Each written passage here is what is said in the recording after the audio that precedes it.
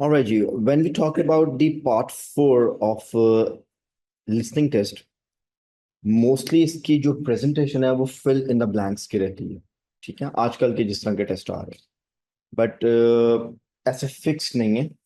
Part four में भी MCQs types questions आ सकते हैं, इससे अपने रेडी रहना। आज हम पार्ट फोर करने लगे हैं, that is all MCQ, sorry, fill in the blanks.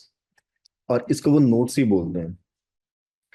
Even though part one और पार्ट फोर में जो स्लाइट डिफरेंस है वो ये है कि पार्ट वन में आमतौर पे बुलेट्स होते हैं और पार्ट फोर में आमतौर पे सेंटेंसेस होते हैं, मगर वो एक यूजुअल स्टेटमेंट यूज करते हैं, कंप्लीट द नोट्स बिलो। और as per the instruction we are only suppose to write one word filler. ठीक है, हम जो भी आंसर पुट अप करेंगे वो वन वर्ड का होना चाहिए। वन वर्ड का एक सिंपल सा मतलब है, जैसे लिखा हुआ है ओशन एनर्जी, ये टू वर्ड्स हैं। इसी तरह मेरीन, रिन्यूएबल और एनर्जी, ये तीन वर्ड्स हैं। अगर मैं इसके दरमियान एक छोटा सा एक डैश लगा दूं जिसको हम हाइफन बोलते हैं, तो यही ओशन एनर्जी ये वन वर्ड में कन्वर्ट हो जाएगा। So whenever you are doing the fill ups, either you are suppose to write one answer, obviously जो उन्होंने आंसर सेट किया होता है, और अगर कोई ऐसा वर्ड वो बोलते हैं जो कि आपको कंफर्म है कि ये आंसर है, बट आप कंफ्यूज हो जाते हैं, यार ये तो दो वर्ड्स बनते हैं। ठीक है, तो फिर आप उसके अंदर डैश लगा के उसको लिख सकते हो। गुड। तो अगर आपने इसके अंदर स्पेस दे दी, जैसे अब ओशन और एनर्जी में स्पेस है, तो ये ऑलवेज कंसिडर होंगे टू वर्ड्स। सो अगर आपका इसमें से एक वर्ड ठीक भी आंसर पाएंगे, दोनों मिला के आंसर बन रहे हैं, मगर सिस्टम उसको बाय डिफॉल्ट रॉन्ग कर देगा। आपने याद रखना है कि आपका जो लिसनिंग का पेपर है और रीडिंग का पेपर है, ये कंप्लीटली कंप्यूटर चेक पेपर है। इसमें जो फिलअप्स हैं वो भी कंप्यूटर चेकड हैं, और जो एमसीक्यूज एबीसी होते हैं वो तो by default he computer checked है। तो कंप्यूटर में की फिक्स्ड होती है, इसलिए अगर उसमें हाइफन के साथ ओशन एनर्जी लिखा हुआ है तो उसने वही करेक्ट करना। ठीक है, या अगर आपने उसको वन वर्ड दिया हुआ है तो उस सूरत में वो उसको करेक्ट कर देगा जिसमें स्पेस ना हो। तो ये एक ऐसी चीज है जो आपने याद रखनी है, आइल्स के पेपर में अप्लाई होती है। Apart from that, spellings should be absolutely correct. अगर आपकी स्पेलिंग्स की मिस्टेक है तो डेफिनेटली वो आंसर भी गलत होगा। तो instruction is very much clear. आपने वन वर्ड आंसर लिखना है और स्पेलिंग्स पे कोई माफी नहीं, जीरो माफी है इसके अंदर। ठीक है, पेपर एज यूजुअल सीक्वेंस में फ्लो होगा, क्योंकि पूरा लिसनिंग का पेपर सीक्वेंस में चलता है, पार्ट वन से लेके फोर तक, और हर सेक्शन में एक सीक्वेंशियल ऑर्डर को फॉलो करते हैं। पार्ट फोर में क्योंकि वो सारे क्वेश्चंस एक साथ प्ले करते हैं, तो कभी कभी वो काइंड ऑफ इसका एक ओवरऑल सिनेरियो आपको दे देते हैं। आपको इसमें हेडर्स नजर आ रहे हैं? ठीक है, अगर मैं इसके मेन सब हेडर्स को पढ़ूं जिसको उन्होंने बोल्ड किया हुआ है, one says introduction, wave energy, tidal energy, and then we have ocean thermal energy। इनके आगे जो सब बुलेट्स हैं वो मेरे ख्याल है टाइडल के अंदर हमारे पास हैं, जिसके अंदर plant tidal lagoon in Wales, then we have advantages and then we have problems. और वेव एनर्जी में भी हमारे पास सब बुलेट है प्रॉब्लम्स, एंड इंट्रोडक्शन में भी हमारे पास एक सब बुलेट है व्हाट्स नीडेड। सो शुरू शुरू में कई बार जब वो पेपर स्टार्ट करते हैं, उनका तरीकाकार क्या होता है, वो, अगर आप इसको देखें तो ये एक इंट्रोडक्शन चल रहा है, और यहां से जो है ना एनर्जी की टाइप्स आ रही है, ऐसे ही है। और हर टाइप के ऊपर उन्होंने कुछ कमेंट्स दिए हुए हैं, positive and negative comments. So sometimes what they do is they gonna introduce the topic, यहां तक टेप फ्लो में चलेगी, और फिर यहां पर वो रुक के एक बार इसको पूरा ओवरव्यू दे देंगे। जैसे वो कहेंगे जो हम वेव एनर्जी की बात करने लगे हैं, हम टाइडल की बात करने लगे हैं, और हम ओशन थर्मल एनर्जी की बात करने लगे हैं, मगर वो साथ में एक एक आधा कमेंट भी ऐड कर देंगे, जिसमें कई बार स्टूडेंट को लगता है कि शायद टेप तो आगे चली गई है, मैंने तो भी एक ही आंसर लिखा है। ऐसा नहीं होता। ठीक है, क्योंकि इसके अंदर सब हेडर्स होते हैं और ये पूरा सेक्शन इकट्ठा प्ले होता है वन शॉट के अंदर, इसके अंदर ब्रेक नहीं आती है। सो ये एक डिस्ट्रैक्टर होता है। अब इस डिस्ट्रैक्टर से बचा कैसे जा सकते हैं? अभी मैंने आपको फ्री टाइम दे दिया, पढ़ ले। एग्जाम में भी इसको पढ़ने के लिए अराउंड अबाउट 60 सेकंड्स का टाइम आपको मिलेगा। ठीक है, so when the time is there, the first thing you need to do is obviously you need to read as much as possible, और अगर आप इसको सारे को पढ़ लेते फिर तो बहुत अच्छी पोजीशन में। ठीक है, once you have read it, definitely आपने इसके अंदर कीवर्ड्स मार्क करने हैं, जैसे हमने कल किए थे। ये आपके सब हेडर्स आ गए मेन के, और ऑब्वियसली अगर इस स्टेटमेंट का आपको आंसर चाहिए तो आपको इस स्टेटमेंट का कीवर्ड मार्क करना पड़ेगा। For example, this statement says more energy required because of growth in population and आगे उन्होंने ब्लैंक छोड़ दिया। तो माय डियर फ्रेंड्स, आंसर निकालने के लिए ऑब्वियसली आपको मेन हेडर्स तो काम करेंगे करेंगे, मगर किसी लाइन का आंसर निकालने के लिए उसकी स्टेटमेंट पे काम करना होता है। इसमें जो भी आंसर आएगा उसकी खास बात क्या होनी चाहिए? ये जो मैंने अंडरलाइन किया, इससे क्या पता लग रहा है इसकी खास बात क्या होनी चाहिए? ऊंचा बोलो करो यार, मेरी आवाज आ रही है? आप बोले तो फिर सबको आनी चाहिए आवाज, नहीं तो फिर नहीं बोलना। बोलना है तो ऊंचा बोलना है। और बताएं। Exactly, this and means a lot here. जो भी ग्रोथ की वो बात कर रहे हैं उसमें दो चीजें इंक्लूडेड है, एक उन्होंने लिख दी है, एक आपने पिक करनी है। Whenever the word and is there, यहाँ जो आपका वर्ड और होता है, तो इसका मतलब है कि आपकी अगेन जो क्वेश्चन की स्टेटमेंट होती है वो अपनी जगह पे है, ये यहाँ तक एक ही कीवर्ड है और उसके बाद अगले दो कीवर्ड्स हैं। So it says more energy required because of growth. ठीक है, एनर्जी की रिक्वायरमेंट ज्यादा हो गई है, दो चीजें बढ़ रही हैं। एक तो पॉपुलेशन इंक्रीज हो रही है, दैट मीन्स अस। एक और चीज बढ़ रही है। ठीक है, तो इसका आंसर तब तक आप वो फाइनल नहीं कर सकते जब तक उसने इसके साथ इसको लिंक ना किया। गुड। अब इसमें डिस्ट्रैक्टर वो ये कर सकते हैं, वो दो तीन चीजों की बात कर सकते हैं ग्रोथ की, मगर जो उसने कॉम्बिनेशन बनाना है आंसर उसी के साथ आना, क्योंकि यहाँ पे दोनों मैंडेटरी हैं। That's the trick. During the test अगर आप कहीं पे भी लॉस्ट हो जाएं तो पार्ट 4 में जो आपके सब हेडर्स होते हैं या आपकी लाइफ लाइन्स हैं, it's going to save you. ठीक है, हमने पिछले हफ्ते भी बात की थी, दोबारा करने लगा हूं।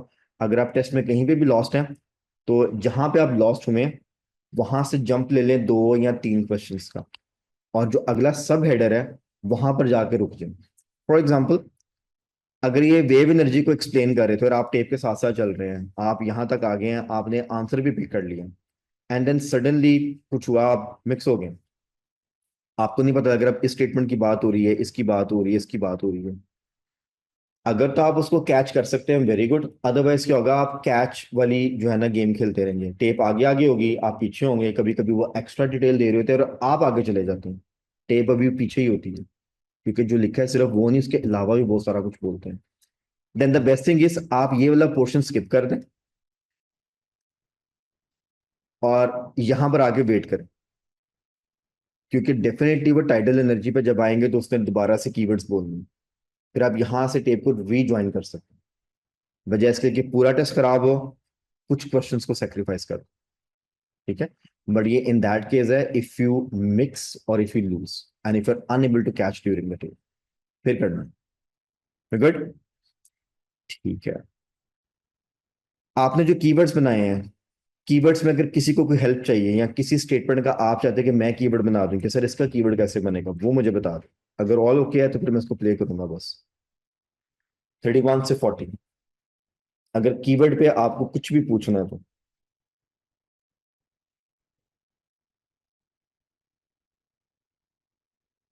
सब ओके है? चलें ठीक है। एक बात करूंगा कीवर्ड की, पूरी स्टेटमेंट को एज अ कीवर्ड लेना है, कभी भी आपने स्टेटमेंट में से एक आधा वर्ड नहीं पिक करना। It's not about for example कि मैं यहां से ये पिक कर लूं, यहां से मैं ये पिक कर लूं और मिस वेट करता रहूं। हमेशा स्टेटमेंट को फ्रेज में लिया करें, क्योंकि उन्होंने फ्रेज वाइज पैराफ्रेजिंग और फ्रेज वाइज ही आंसर देने हैं। ठीक है, चलें ठीक है, अगर आपको कोई सवाल नहीं है तो let's roll it. Question number 31 till 40। ठीक है, और टेप को मैं एक सिंगल गो में प्ले करूंगा, आपने आंसर्स फाइंड करने हैं, इसके बाद उसको एक बार रीडू कर लेंगे जो आपको नहीं मिलेंगे। मिसेट? ठीक है जी, मैं टेप को प्ले कर रहा हूँ, आप उधर इधर पढ़ते रहे।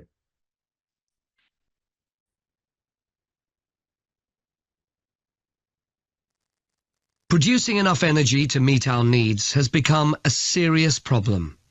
Demand is rising rapidly because of the world's increasing population and expanding industry. Burning fossil fuels like gas, coal and oil seriously damages the environment, and they'll eventually run out.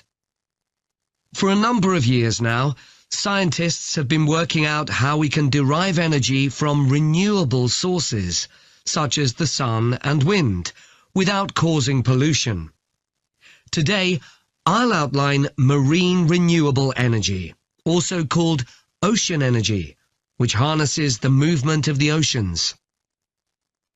Marine renewable energy can be divided into three main categories: wave energy, tidal energy, and ocean thermal energy conversion. And I'll say a few words about each one. First, wave energy.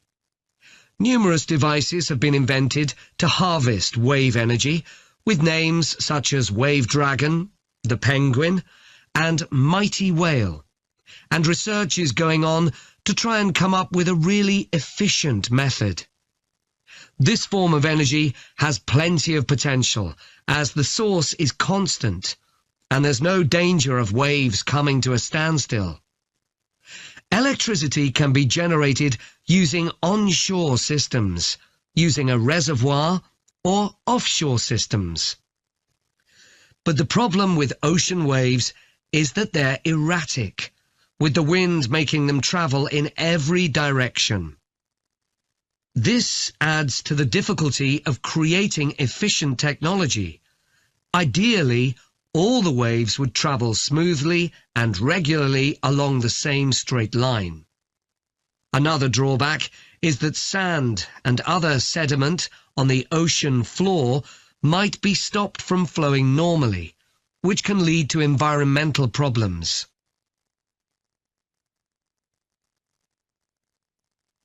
The second category of marine energy that I'll mention is tidal energy.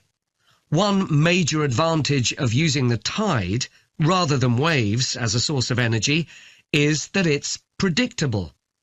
We know the exact times of high and low tides for years to come. For tidal energy to be effective, the difference between high and low tides needs to be at least 5 meters. And this occurs naturally in only about 40 places on Earth.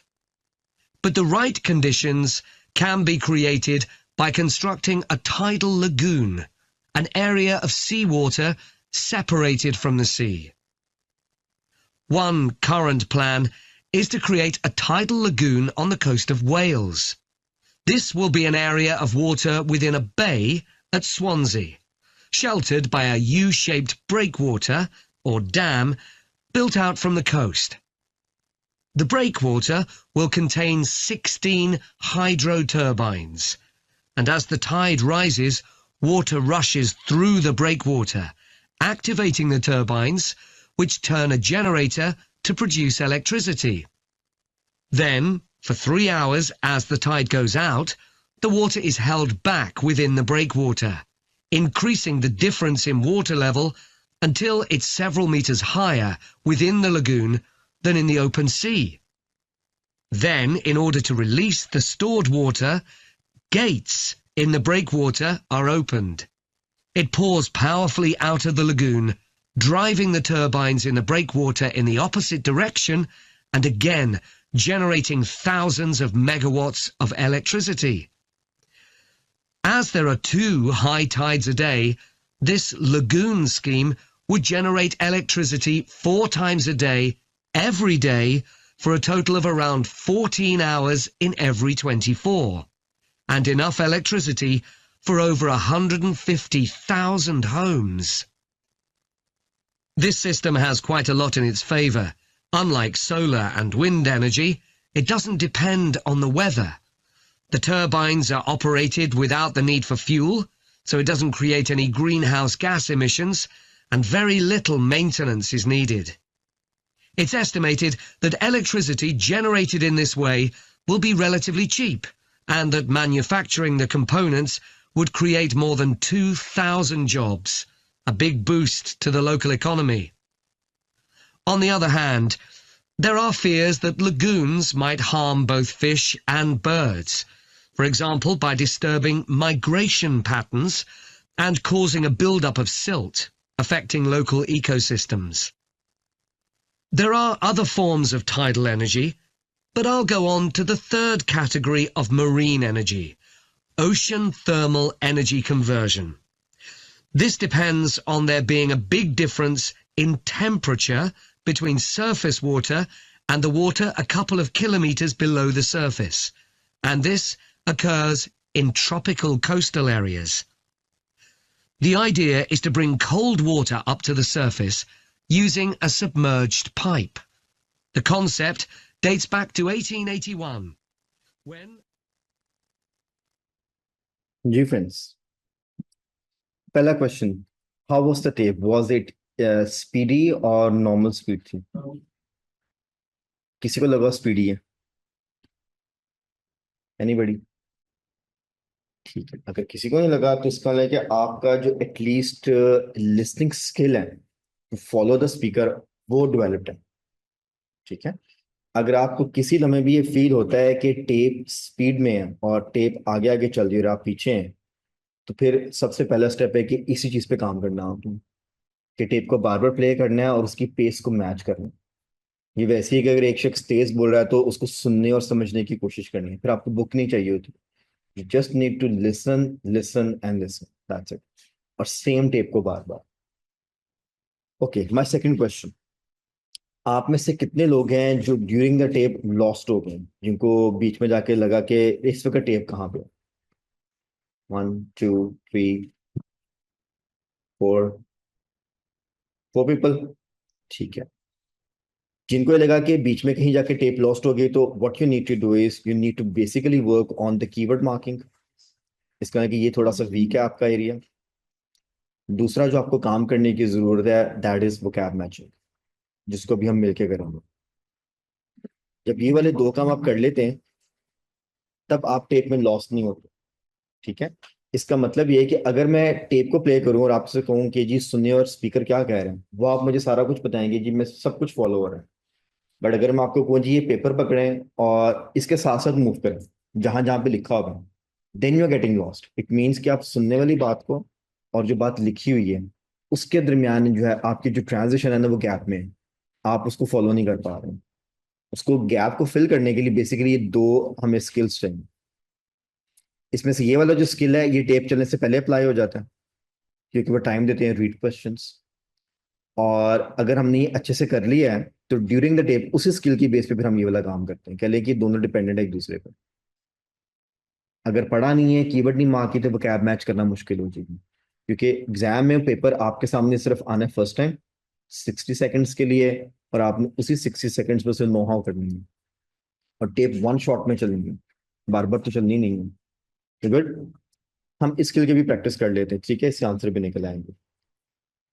Done हो गया। आप में से कितने लोग हैं जिनको ये प्रॉब्लम है कि वो आंसर लिख रहे थे, means they were following the speaker, they exactly knew कि टेप इस वक्त कहाँ पे है, they were able to match the vocab, and they knew कि this is the answer word, and when they were writing it the tape was moving forward and they missed it. ऐसा कितने लोगों के साथ हुआ? ठीक हो गया। यहाँ पे एक सिंपल सी टेक्निक है। अभी तो आपने पेन पेपर पकड़ा हुआ है, मगर अब क्योंकि हम सिस्टम पे जा रहे हैं, so when you are working on the system, make sure कि अगर आपको स्पेलिंग्स में थोड़ा सा टाइम लग रहा है रिकॉल करने में, या आपको स्पेलिंग्स भूल गए हैं ड्यूरिंग द टेप, आंसर आपने पिक कर लिया, सो जो आंसर आपने पिक किया है उसको किसी भी फॉर्म में लिख लें जो आपको समझ आ जाए। गलत स्पेलिंग है ना, मगर आपको तो पता ना आपने कौन सा वर्ड लिखा है। चाहे हाफ लिख लें, चाहे इसको पूरा लिख लें, मगर उसका नोट जरूर रखें कि यार ये वाला वर्ड जो है ना मैंने रीचेक करना है। क्योंकि जैसे ही टेस्ट खत्म होगा, they will give you time to recheck your answers, plus tape के एंड पे भी आपको टाइम मिलेगा 2 मिनट्स का। सो ये प्लेंटी ऑफ टाइम कि आप उसको आके करेक्ट कर सकते हैं, मगर है कि कुछ लिखा हुआ जिसको आप उसको पूरा कर लें। गुड, मगर है कि वो याद रखना कौन कौन से क्वेश्चन है। ठीक है, that's the technique to do it. उसको बिल्कुल छोड़ना नहीं है, और ये नहीं है कि टेप को सुनना छोड़ दे और स्पेलिंग पे फोकस हो जाए। आंसर तो पिक कर ही लिया आपने, स्पेलिंग तो आप करेक्ट कर सकते हैं, वी हैव टाइम, मगर टेप मिस हो गई, वो दोबारा प्ले नहीं होगी। ये कुछ चंद मसले हैं जो स्टूडेंट को आते हैं। या तो सुनने में प्रॉब्लम हो जाता है, या सुनते सुनते फॉलो करने में प्रॉब्लम हो जाता है, या लिखते हुए प्रॉब्लम हो जाता है। गुड, तो इन्हों का मैंने एक छोटा छोटा सोल्यूशन बता दिया। तो हम इसको जरा प्रैक्टिस में लेके चलते हैं। ठीक है, ओके जी, पहले आंसर्स कर लेते हैं ताकि आपको पता लगे आपने अटेम्प्ट कैसा किया है, फिर इसको हम फॉलो कर लेते हैं। क्वेश्चन नंबर 31, क्या आंसर है? It's industry, Number 32, constant. 33, direction. 34, floor. FLWR, floor. Floor, फर्श, floor. हाँ जी, नहीं सर, वो फ्लावर होता है, वो तो आटा होता है. फ्लोर, फर्श. FLOOR, floor. 35, predictable. PREDICTABLE. 36, क्या बोला आपने? बे, BAY, bay. 37, gates. 38, fuel, correct. 39, jobs, correct. And 40th, migration, correct. चलिए जी, let's do couple of questions ताकि हमें कॉन्सेप्ट क्लियर हो जाए और फिर वहां से हम इसको लेके चलेंगे.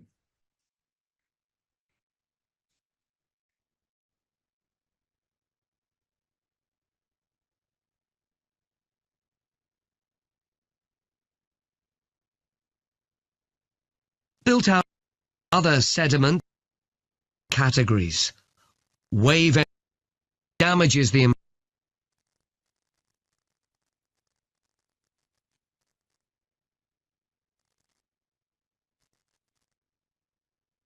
and expand. Producing enough energy to meet our needs has become a serious problem. Demand is rising rapidly. Demand is rising rapidly. तो अब एक्चुअली उसने ये वाला फ्रेज बोला.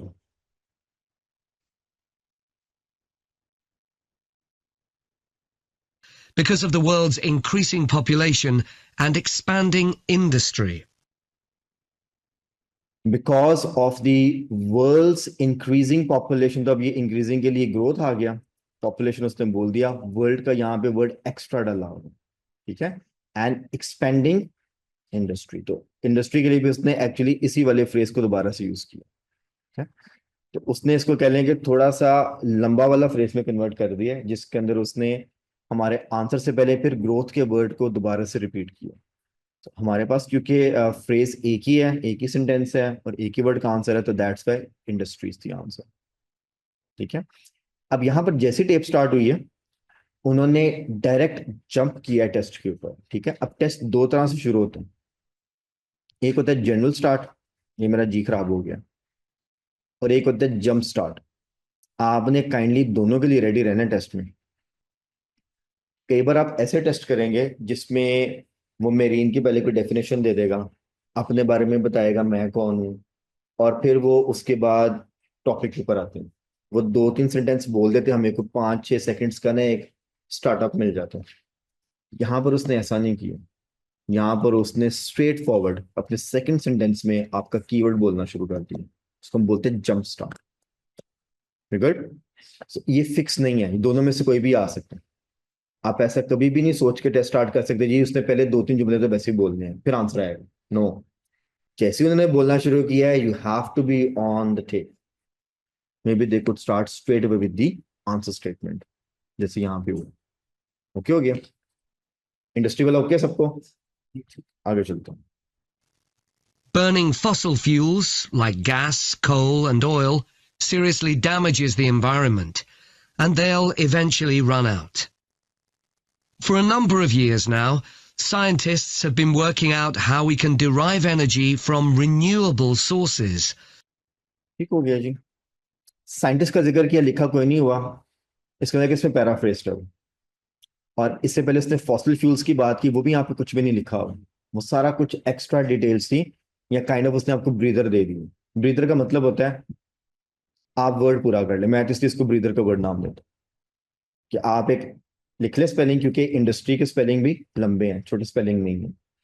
सो ये एज बोल दिए, रिन्यूएबल एनर्जी सोर्सेज पे काम हो रहा है, साइंटिस्ट आर वर्किंग.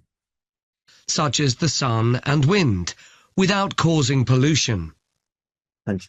दूसरा स्टेटमेंट भी आ गया, methods that won't create pollution. Methods में उसमें सन उसने ऑलरेडी बोल दिया। यहां तक हमारा पोर्शन अब क्लियर है। ये जो चीज हम कर रहे हैं इसी को एक्चुअली बोलते हैं वोकैब मैच। अब अगर आप ये ड्यूरिंग द टेप नहीं कर पा रहे, आपको बिल्कुल नहीं पता लगेगा टेप कहाँ पे। और आपको कैसे पता चीज कहाँ लिखी है? जो उसने आपको टाइम दिया उसमें अपने कीवर्ड मार्क किया हुआ था। अब आपका कीवर्ड क्या मार्क था यार? वो रिन्यूएबल एनर्जी सोर्सेज की बात करेंगे। ठीक है, इसको जरा क्लियर कर लेते हैं। जैसे आपने किया जी यार, वो क्या करेगा? लाइक अगर हमें एनर्जी चाहिए और हम किसी रिन्यूएबल एनर्जी पे जा रहे हैं, तो नीडेड क्या है जी? Renewable energy sources. As it is बोलेंगे या सोर्सेस को वो एक्सपेंड कर देगा। इसी तरह मेथड्स कौन से? That won't create pollution. As it is बोलेगा ये एक्सपेंड कर देगा, तो यहाँ पे उसने मेथड्स को एक्सपेंड कर दिया है, इस वाले स्टेटमेंट को एज इट इज बोल दिया। अब कीवर्ड्स आपके पहले से मार्क थे, आप रेडी थे सुनने के लिए, एक्सपेंशन हो रही है तब भी आप उसको फॉलो कर रहे हैं। और अगर वो एज इट इज बोल रहा है तब भी फॉलो कर रहे हैं, तो फिर ड्यूरिंग द टेप आपका सिर्फ वोकैब मैच चल रहा होता है। और वोकैब मैच डिपेंड करता है आपके बिफोर टेप की कीवर्ड मार्किंग पे। So that's it's really important. और कंप्यूटर बेस्ड पेपर में ये दोनों चीजें अवेलेबल हैं, ठीक है, आप उसमें हाईलाइट कर सकते हैं। यहाँ तक ओके बात? ठीक है, आगे चलते हैं। Today, I'll outline marine renewable energy, also called ocean energy, which harnesses the movement of the oceans. अच्छा, कोई बेचारा मेरे जैसा हो, वो क्या अच्छा बोलते जा रहे थे कि हाँ यार अब तो उसने टॉपिक बोला है, पहले तो हम ही बात कर रहा था। तो मेरे जैसा बंदा भी यहीं भी आ जाएगा, वो अभी तो बात शुरू होने लगी है। फिर मैं आऊंगा इस वाले क्वेश्चन पे, और वो तो पहुंचा भाई यहाँ पे। मैं अपने जैसे की बात कर रहा हूँ, ठीक है। Marine renewable energy can be divided into three main categories: wave energy, tidal energy, and ocean thermal energy conversion. ठीक है, जब भी पेपर में सब हेडर्स लगे होंगे तो ये उनका एक टिपिकल स्टाइल है। थोड़ा सा टॉपिक इंट्रोड्यूस करके वो एक ओवरव्यू दे देंगे पहले कि आज हम क्या क्या बात करने लगे। अब जो जनरल स्टार्ट का पेपर होता है ना, ये वाली बातें वो राइट इन द बिगिनिंग बोल देते हैं कि मेरा नाम, कोई भी अपना नाम देंगे, साइंटिस्ट है, मैं रिसर्चर हूँ। उसके बाद वो कहेंगे जी आज हमारा टॉपिक ये है, और फिर वो शुरू में बता देंगे जी आज हम वेव एनर्जी, टाइडल पे और थर्मल पे बात करेंगे। और फिर वो टॉपिक के ऊपर पहले क्वेश्चन के ऊपर आते हैं। इसको हम जनरल स्टार्ट बोलते हैं। So sometime it goes right in the beginning, right in the middle, depend करता है, उनकी मर्जी है। स्किल सिर्फ चेक हो रहा है कि हमें समझ आ रही है कि नहीं आ रही। गुड, ठीक है। And I'll say a few words about each one. First, wave energy. Numerous devices have been invented to harvest wave energy, with names such as Wave Dragon, the Penguin, and Mighty Whale. ये वाली बात कहाँ लिखी है? ये जो उसने भी बोली है, जो इक्विपमेंट्स हमने बनाए हुए and all that, dragon and all that, यहाँ पे कहीं पे लिखी नजर आ रही है? नो, कहीं भी नहीं लिखी हुई है। ये बिल्कुल वैसी एक्स्ट्रा इन्फॉर्मेशन है जैसे उसने यहाँ पे फॉसिल फ्यूल्स की बात की थी, लिखा ही नहीं हुआ। फिर उसने यहाँ पे सन की बात की थी, वो लिखा, वो पैराफ्रेस्ड है ना। That's again a trick. ये अगेन फिर आपकी वोकैब मैच पे डिपेंडेंट है। क्या आपको पता है कि किस वाली लाइन को एक्सपेंड कर रहे हैं या कौन सी इंफॉर्मेशन वो दे रहे हैं जो कि यहाँ पे लिखी नहीं हुई है? अब आपकी वेव एनर्जी में सिंपली इसने दो सब हेडर्स बनाए हुए हैं, एक आपका एडवांटेज पे है और एक आपका प्रॉब्लम्स पे है। इसका मतलब है कि इस एनर्जी के फायदे और नुकसान पे बात है, वो हमने फिलअप करना है। ये कैसे डेवलप हुई, कौन कौन से इसके अंदर और एप्लीकेशंस हैं, जो भी उसने सारे नाम लिए, वो सब एक्स्ट्रा डिटेल है जो कि यहाँ पे लिखी नहीं हुई है। अब ये आपका कीवर्ड और वोकैब मैच है जो आपको टेप के साथ पैरेलल चलाएगा कि यार अभी तो बोला ही नहीं है जो उसने आंसर देना। I need to stay on the same bullet, क्योंकि एडवांटेजेस पे बात आनी है। तब आप टेप में लॉस नहीं होंगे, तब आप टेप के साथ साथ चलेंगे। अब देखिए ट्रिक क्या काम कर रहा है, सुनाई आपको दे रहा है, यस। कीवर्ड मार्क किए थे, यस। क्या आपसे वोकैब मैच हो रही है, yes. Only then you will be able to stay on the line. ये सब चीजें यूनिफॉर्म वे में काम करते हैं, कहने का अपना अपना किरदार कर रहे हैं सारे, तब आंसर पे आप फिक्स हो जाते हो। ओके हो गया, आगे सुनते हैं। And research is going on to try and come up with a really efficient method. This form of energy has plenty of potential. अब उसने पोटेंशियल को एडवांटेज के साथ यहाँ पे पैराफ्रेज कर दिया। प्लेंटी ऑफ पोटेंशियल, पोटेंशियल का मतलब जो होता है ना, हम आमतौर पे पॉजिटिव वे में लेते हैं।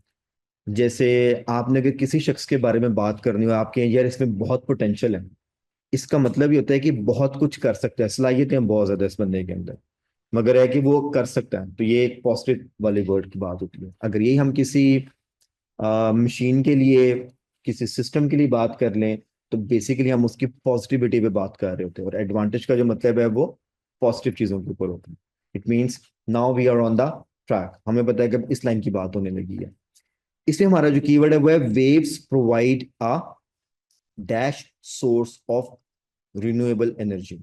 ठीक है, सोर्स मीन्स कि यहाँ पे कोई ना कोई उसकी टाइप आने वाली है, कोई ना कोई उसका करेक्टरिस्टिक आने वाली है कि किस तरह का सोर्स वो देता है। ठीक है, वो हमने सुनना है यहाँ पे। As the source is constant and there's no danger of waves coming to a standstill. अब यहाँ पे हमने कांस्टेंट पिक किया है। उसने पोटेंशियल वाली बात बोल के पेन का कलर चेंज करते हैं।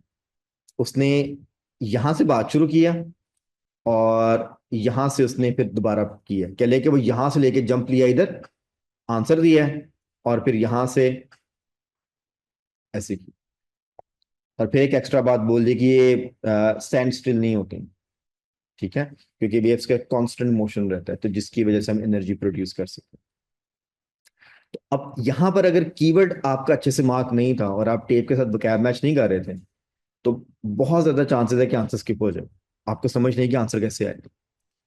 सीखने की बात अब क्या मिली यहाँ से? सीखने की बात ये मिली है कि ये पहली तीन स्टेटमेंट्स के अंदर सीक्वेंस ये चला है, ऐसे बोला उसने, फिर ऐसे बोला, और फिर ऐसे बोला, यहां पर उसने जिगजैग कर दिया। Again it's a very typical style in the IELTS paper. हर स्टेटमेंट आपकी लेफ्ट टू राइट नहीं चलनी है।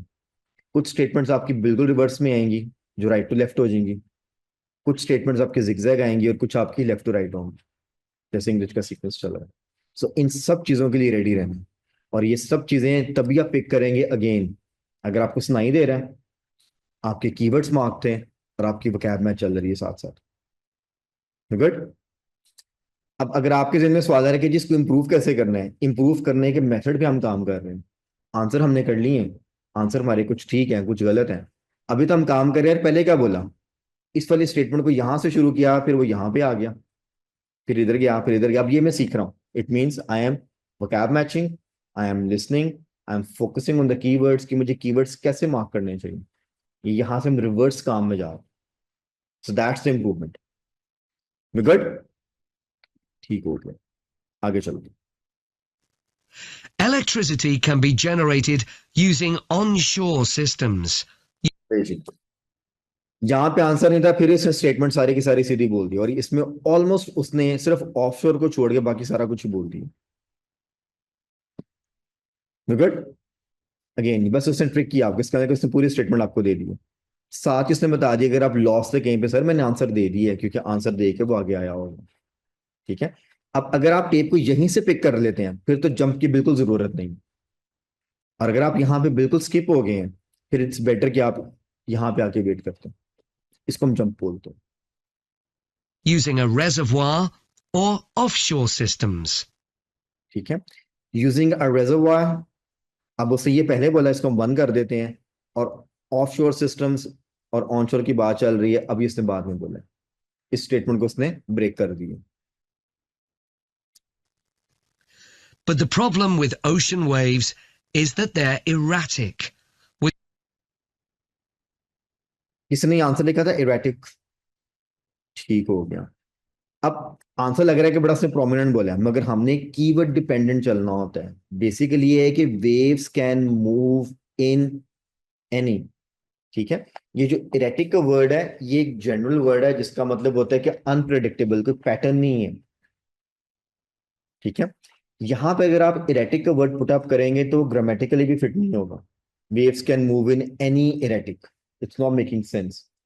ये अगर लिखा था ना वेव्स आर इरेटिक, फिर सेंस है, वो वेव्स का कैरेक्टरिस्टिक है। इसका मतलब है कि कीवर्ड मार्किंग जो है वो आपको ये भी हेल्प करता है कि यार कौन सा वर्ड आंसर आ सकते हैं। अगर सेंटेंस का स्ट्रक्चर ही नहीं बन रहा वर्ड फिलअप करके, that answer is wrong answer always. वो आपका वहीं पे सेल्फ चेक लगा होगा, कह रहे तो सेंस ही नहीं बन रही है, समझ जाए कि आंसर यही नहीं है। ठीक है, क्योंकि अपने कीवर्ड के मुताबिक चलना होता है। आगे सुनते हैं। with the wind making them travel in every direction. अब उसने इसको पैराफ्रेज कर दिया, बेसिकली इसने इरेटिक को एक्सप्लेन किया है यहाँ पे। ये इरेटिक की काइंड ऑफ एक डेफिनेशन लिखी हुई है। Waves can travel in every direction, ये उसने ट्रेवल कर दिया, और इन एनी को उसने एवरी कर दिया, और डायरेक्शन आपका आंसर आ good. So that's how it's working, so keyword is helping to get the answers. हाँ जी, यहां तक समझ आ गया? ठीक है, आगे चलते हैं। This adds to the difficulty of creating efficient technology. Ideally, all the waves would travel smoothly and regularly along the same straight line.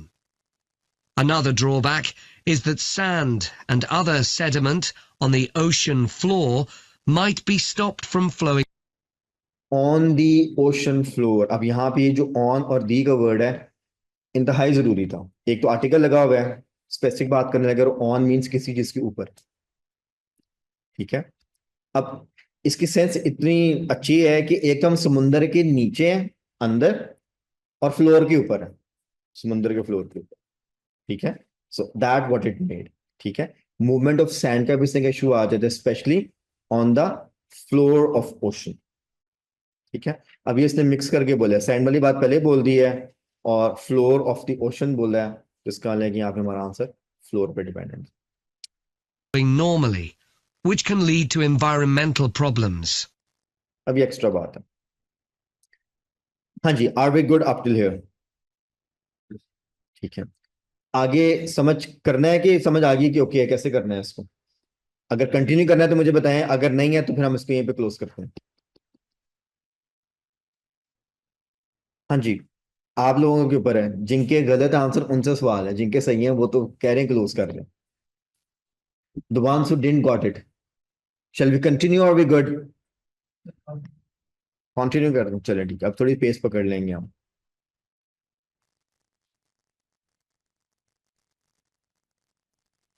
The second category of marine energy that I'll mention is tidal energy. One major advantage of using the tide rather than waves as a source of energy is that it's predictable. अब यहाँ पे इन्होंने कोई advantage या disadvantage का नहीं दिया हुआ, यहाँ पे इसने एक जनरल कैरेक्टरिस्टिक बता दी कि टाइड्स आर प्रिडिक्टेबल। ठीक है, तो यहाँ पे आंसर प्रिडिक्टेबल था। अब देन का जो वर्ड है वो ऑटोमेटिकली, हम क्योंकि सीक्वेंस में आ रहे हैं तो समझ आ गया कि वो वेव्स के साथ जो है ना, उन्होंने इसको कंपेयर किया हुआ। We know the exact times of high and low tides for years to come. ठीक हो गया जी, क्योंकि टाइड्स की ऑलरेडी वर्किंग हुई हुई है, वेव्स तो इरेटिक हो जाती हैं, उनकी कोई डायरेक्शन चेंज भी हो सकती है डिपेंडिंग अपॉन द वेदर, तो टाइड्स जो है ना वो फिक्स्ड होती हैं। ठीक है, आप में से कितने लोग हैं जो कभी ऐसे एरिया में गए जहाँ पे दरिया या समुंदर हो? अच्छा, अक्सर जो है शाम के टाइम आपने देखा है कि समुंदर का पानी थोड़ा ऊपर आ जाता है। ठीक है, सुना है कभी, पढ़ा होगा कभी? ठीक हो गया। अगर आपने कभी सुना है, कभी देखा है, तो आमतौर पे अगर कोई दरिया या समुंदर जो शहरों के किनारे पे लगते हैं ना, आप देखेंगे कि उन्होंने काइंड ऑफ एक बैंक भी क्रिएट किया होता है और काफी ज्यादा जगह छोड़ी होती है। उसका रीजन ये होता है कि रात को या शाम के टाइम अक्सर पानी पर आ जाता है और दिन के टाइम पानी रिट्रीट कर जाता है। ठीक है, ये टाइड्स का सारा चक्कर है, और ये स्पेशली मून के लूनर सिस्टम के साथ बहुत ज्यादा जुड़ा होता है। तो जब लूनर सिस्टम अपने हाई पे होता है, जैसे चौदहवीं का चांद है, तो हाई टाइड्स होती हैं बहुत ज्यादा, हवा भी तेज चल रही होती है, पानी ऊपर भी आ, लाइक एक पूरा सिस्टम बना हुआ है। इसका एक इसकी स्टडी है। इसने यहाँ पे वही वाली बात की है कि हमें पता है कि हाई टाइड्स कब आएंगी, दिनों का भी हिसाब होता है, महीनों का भी हिसाब होता है, और डिफरेंट डेज की सारी कैलकुलेशंस होती है। गुड, तो ये इस तरह की चीजें डेवलप्ड है। जैसे आजकल हमारे पास स्मार्टफोन्स हैं, आपके पास सूरज के तुल्लू का एग्जैक्ट टाइम आ रहा होता है, मगरिब का टाइम आ रहा होता है। ठीक है, जिसकी बेस पे अभी पीछे रमजान गुजरा, तो एग्जैक्ट टाइम की कैलकुलेशंस होती हैं। तो ये सिस्टम्स हैं, पता होता है कि किस टाइम क्या चल रहा है, तो स्टडी के बाद निकल आता है। ये टाइड्स का भी कुछ वही सिस्टम है। इसी से ये प्रिडिक्टेबल, हमें पता है कि कब हाई है कब लो है। For tidal energy to be effective, the difference between high and low tides needs to be at least 5 meters. And this occurs naturally in only about 40 places on Earth. Extra detail, कुछ भी नहीं लिखा हुआ यहाँ पे, ठीक है? They are just giving information. But the right conditions can be created by constructing a tidal lagoon, an area of seawater separated from the sea. अब उसने हमें एक हाफ कीवर्ड दे दी है, टाइडल लेगून, मगर जो हमारे यहाँ पे कीवर्ड बना हुआ है वो एक स्पेसिफिक एरिया की बात कर रहा है, वेल्स लिखा हुआ है, ठीक है? अगर आपको पता है कहाँ पे तो अच्छी बात है, नहीं तो अभी कोई इशू नहीं है, मगर यह कि W capital it means we are talking about a particular location. अभी उसने पिछले सेंटेंस पे खास तौर पे बोला है कि हमारे पास लोकेशंस आइडेंटिफाइड है जहाँ पे टाइड्स आती हैं. One current plan is to create a tidal lagoon on the coast of Wales. अब प्रॉपर कीवर्ड आ गया.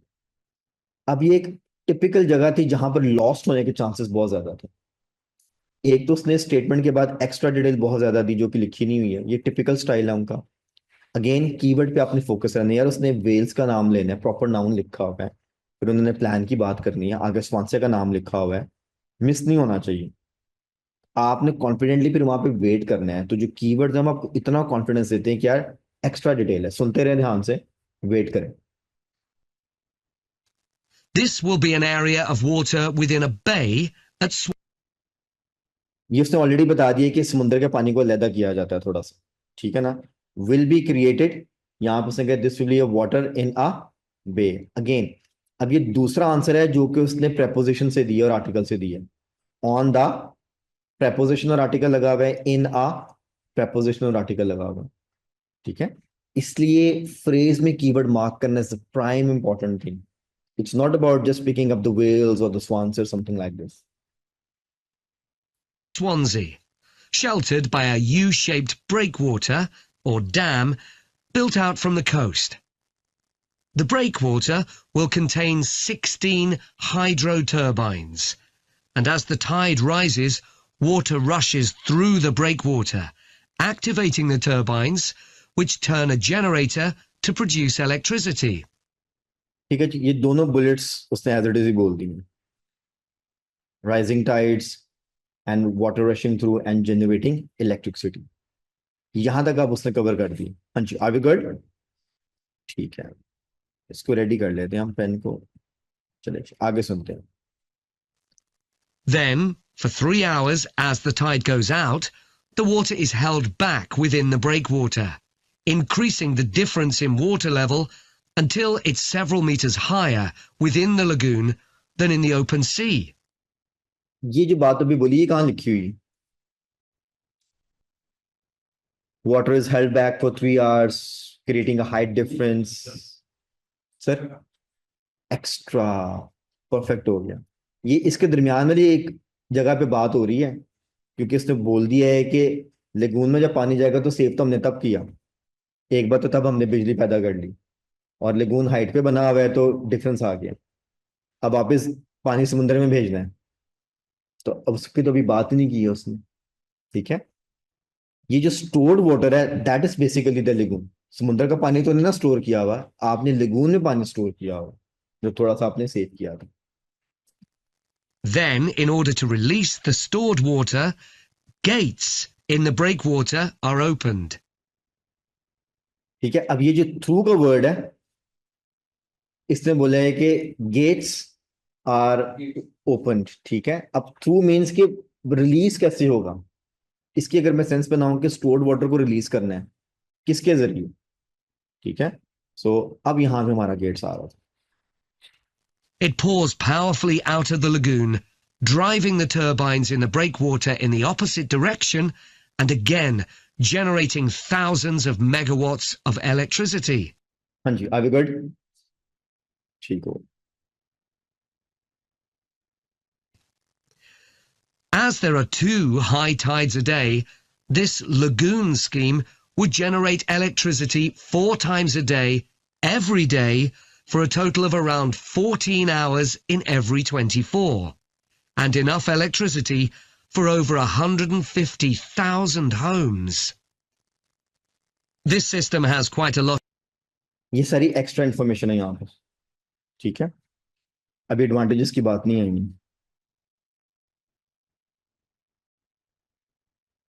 in its favor. Unlike solar and wind energy, it doesn't depend on the weather. अब उसने वाली बात बोली, unlike solar और wind, आपकी जो टाइड्स हैं ये तो वेदर पे डिपेंडेंट नहीं। So this bullet is done. It means अब अगला बुलेट हमारा आंसर का आने वाला है। The turbines are operated without the need for fuel, so it doesn't create any greenhouse gas. Without, no, need of, required, fuel का word बीच में था। अब उसने देखे ये बोला, फिर ये बोला, और फिर उसने आंसर दिया। सो अगेन zigzag फॉर्मेशन, ठीक है। 3 बातें सीखी, राइट लेफ्ट फॉर्मेशन है, लेफ्ट राइट फॉर्मेशन है, zigzag फॉर्मेशन है। और ये आप सिर्फ तभी कैच कर सकते हैं अगर आपका कीवर्ड मार्क्ड है और आपकी वोकैब मैच हो रही है। ऑन टॉप ऑफ दैट आपको सुनाई दे रहा है, सबसे पहली चीज। अगर वो नहीं आप कर पा रहे तो you are stuck. Gas emissions 24, and enough electricity for over 150,000 homes. This system has quite a lot in its favor. Unlike solar and wind energy, it doesn't depend on the weather. The turbines are operated without the need for fuel, so it doesn't create any greenhouse. जी sir, good. Okay, यहीं से हम अगला pick करेंगे, likely to create a number of. अगर हम tidal energy पे वगैरह इन्वेस्ट करें तो लाइकली का क्या मतलब होता है? यहां से इसको फ्रेज ले लेते हैं, लाइकली टू क्रिएट, क्या मतलब होगा इसका? आवाज आई थी। Probably, chances, likely to happen का मतलब है कि होने का लाइक चांसेस हैं, ठीक है। ये वाला बड़ा एक टिपिकल फ्रेज है, ये आइल्ट्स के पेपर में बार बार यूज करते हैं, राइटिंग रीडिंग में भी, लिस्टिंग में। Good. Gas emissions, and very little maintenance is needed. It's estimated that electricity generated in this way will be relatively cheap, and that manufacturing the components would create more than 2,000 jobs. ठीक है, would create, यहाँ पे आगे electric create. अब क्योंकि answer सिर्फ 1 word का है तो 2000 का तो कोई सेंस नहीं बनेगा, जॉब सिस्टम मेन आंसर, ठीक है। So that's why we just write jobs. Number बोल दिया तो ठीक है, okay. A big boost to the local economy. On the other hand, there are fears. ये फ्रेज हम बड़ा सुनते हैं आइल्ट्स में, कई बार आप यूज भी करते हैं। ऑन दी अदर हैंड, इसका क्या मतलब है? जी सर।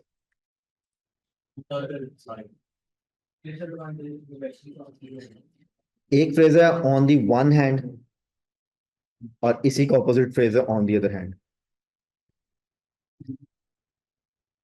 ये फिगरेटिव वे है ऑपोजिट बात करने की, ठीक है। इस हाथ पे ये, उस हाथ पे ये है, मगर इसकी जो अंडरस्टैंडिंग है ऑपोजिट डायरेक्शंस की होती है। उसने ऑलरेडी एडवांटेजेस का वर्ड यूज किया, मगर उसने प्रॉब्लम्स की जगह ऑन दी अदर हैंड का फ्रेज हमें दे दिया। इट मीन्स के ट्रांजिशन किया, या अब उसने प्रॉब्लम को पैराफ्रेज किया। Now this is where you are actually working on the vocabulary, कि वोकैबुलरी कैसे इंप्रूव करनी ड्यूरिंग द टेस्ट, ठीक है। मगर होगी रीडू से ही हमारी। ओके जी, अगली बात सुनते हैं। Fears that lagoons might harm both fish and birds, for example by disturbing migration patterns and causing a build-up of silt. Causing, affecting के साथ चेंज है, migration and build up silt already इसने as it is बोल दिया, और ये तो सारा कुछ इसने एज इट इज बोला है, सिर्फ एक वर्ड चेंज किया उसने। So that was quite easy to pick up, migration was the answer. जी my dear friends, are we good? ठीक है। अगर मैं इस पूरे पार्ट 4 को सम अप करूं तो अगेन 2 चीजें ये हैं कि before the take place keyword marking is prime important, और keyword marking is not about marking just one word और one like primary word, phrase पे मार्क करना है। हमने कई आंसर हैं जो आर्टिकल से और प्रेपोजिशन से निकाले हैं अभी। So it means it's really important, पूरी पूरी स्टेटमेंट को लिया करें, ना कि कुछ वर्ड्स को। और अगर आपने कीवर्ड्स मार्क किए हैं तो during the tape vocab match होगी, वोकैब मैच होगी तो टेप का सीक्वेंस आपको पता चलेगा। कहीं पे स्टक है, एक ही टेप को बार बार करना है, आई एम नॉट सेइंग कि इसका रट्टा लगा लेना, इसकी स्पीकिंग का लिसनिंग का रट्टा लगाना है, या इसकी वोकैब का ये जो बोल रहे हैं, क्योंकि वो चेंज करते रहते हैं, मगर वर्ड्स की यूजेज आपको पिक करनी होती है। गुड। जो भी इंटरनेशनल ट्रेनर्स है ना, अगर मैं अपनी बात छोड़ देता हूँ, किसी की भी बात आप कर लें, किसी भी चीज को अगर आपने सक्सेस में लेके जाना है ना, तो उसकी रेपिटेशन उसकी की होती है कि आपने एक काम को कितनी दफा किया। क्योंकि the more you repeat the more expert you get every time. आप उसमें से कोई ना कोई निजीज निकाल के अपनी किसी एक प्रॉब्लम को सॉर्ट आउट करते हो। सो रिपीट करते रहेंगे तो आपकी इंप्रूवमेंट आती जाएगी। इस टेस्ट को छोड़ के आप चले जाएंगे नए टेस्ट पे, तो आप अपनी प्रॉब्लम्स को कैरी ऑन कर रहे हैं। गुड। तो नए टेस्ट पे जाएंगे, टेस्ट नंबर 4 में सेम प्रॉब्लम्स इनकाउंटर होंगी और मे बी कुछ और भी ऐड हो। तो जब तक आप एक टेस्ट अच्छे से नहीं समझ लेते 31 till 40, you are not suppose to do any part 4। ये अपने साथ एक प्रॉमिस कर लें कि मैंने अगला नहीं करना, मुझे तो अभी पिछला ही नहीं आता। Making sense? ठीक है, चलिए इसको मैं करता हूँ पॉज।